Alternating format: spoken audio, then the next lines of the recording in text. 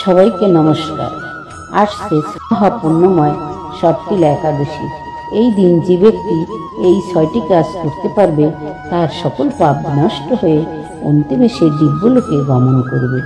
স্বয়ং ভগবান শ্রীকৃষ্ণ নিজ মুখে এই কথা বলেছেন। আমরা প্রতিনিয়ত জেনে অথবা না জেনে নানা পাপ করে থাকি, যার সব পাপ থেকে মুক্তি পাওয়া সম্ভব এই ষট্টিলা একাদশীতে এই কাজগুলো করতে পারলে। চলুন তবে জেনে আসা যাক কি সেই কাজ যা স্বয়ং ভগবান শ্রীকৃষ্ণ ষট্টিলা একাদশী ব্রত মাহাত্ম্য বর্ণনায় বলেছিলেন।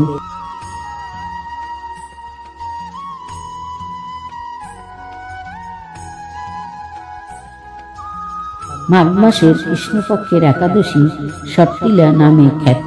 ষট্টিলা একাদশী ব্রতের মাহাত্ম্য এবং এই ব্রতের ফল স্বয়ং ভগবান শ্রীকৃষ্ণ মহারাজ যুধিষ্ঠিরকে বলেছিলেন। যুধিষ্ঠির ভগবান শ্রীকৃষ্ণকে বললেন, হে জগন্নাথ, মাঘ মাসের কৃষ্ণপক্ষের একাদশী তিথির নাম কি, বিধি বা কি এবং তার ফল কি, সবিস্তারে আমায় বর্ণনা করুন। তদুত্তরে ভগবান শ্রীকৃষ্ণ বললেন, হে রাজন, এই একাদশী ষট্টিলা নামে জগতে খ্যাত।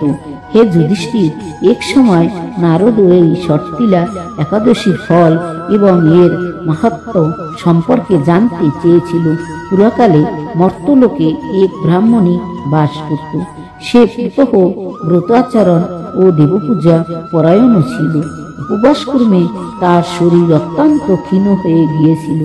সেই মহাসতী ব্রাহ্মণী অন্যের কাছ থেকে দ্রব্যাদি গ্রহণ করে দেবতা, ব্রাহ্মণ, কুমারীদের ভক্তিভরে দান করত, কিন্তু কখনো ভিক্ষুককে ভিক্ষাদান ও ব্রাহ্মণকে অন্নদান করেননি। এইভাবে বহু বছর অতিক্রান্ত হলো। আমি চিন্তা করলাম, কষ্টসাধ্য বিভিন্ন ব্রত করার ফলে এই ব্রাহ্মণী শরীরটি শুকিয়ে যাচ্ছে। সে যথাযথভাবে বৈষ্ণবদের অর্চনাও করছে, কিন্তু তাদের পরিতৃপ্তির জন্য কখনো অন্নদান করেননি। তাই আমি একদিন কাপালিক রূপ ধারণ করে তামার পাত্র হাতে নিয়ে তার কাছে গিয়ে ভিক্ষা প্রার্থনা করলাম। ব্রাহ্মণী বলল, হে ব্রাহ্মণ, তুমি কোথা থেকে এসেছো, কোথায় যাবে তা আমায় সবিস্তারে বলো। আমি বললাম, হে সুন্দরী, আমাকে ভিক্ষা দাও। তখন সে ক্রুদ্ধ হয়ে তামার পাত্রে একটি মাটির ঢেলা নিক্ষেপ করল।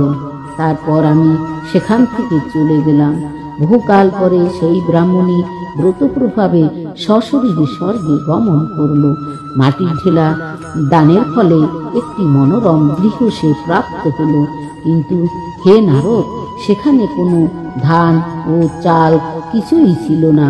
গৃহ শূন্য দেখে মহাক্রোধে সে আমার কাছে এসে বলল, আমি ব্রত ও উপবাসের মাধ্যমে নারায়ণের আরাধনা করেছি।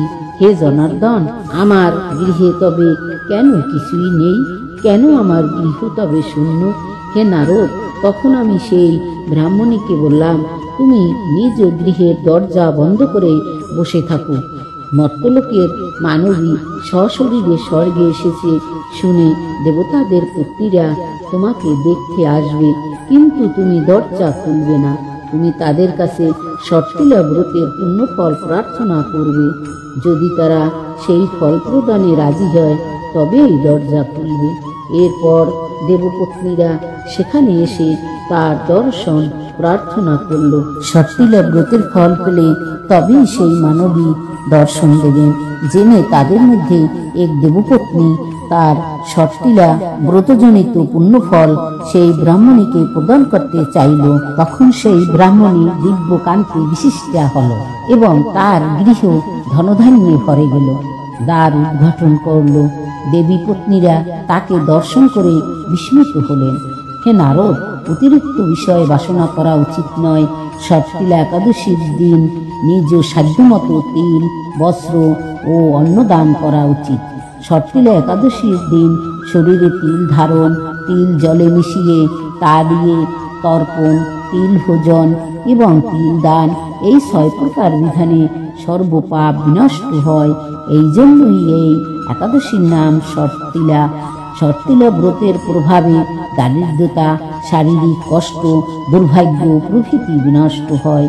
এই বিধি অনুসারে তিল দান করলে মানুষ অনায়াসে সমস্ত পাপ থেকে মুক্ত হয় এবং অন্তিমে শ্রী জনার্দনের চরণে ঠাঁই পায়। তাই বন্ধুরা, আপনারা পারলে সকলেই এই মহাপুণ্যময় ষট্টিলা একাদশী ভক্তিভরে পালন করবেন ও নিজ সাধ্যমতো তিল ও বস্ত্র দান করবেন।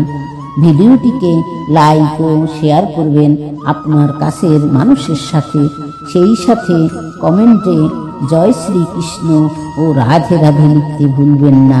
এমনই আরো ভিডিও পেতে আমাদের চ্যানেলের সাথেই থাকুন। সকলে ভালো থাকবেন। রাধে রাধে।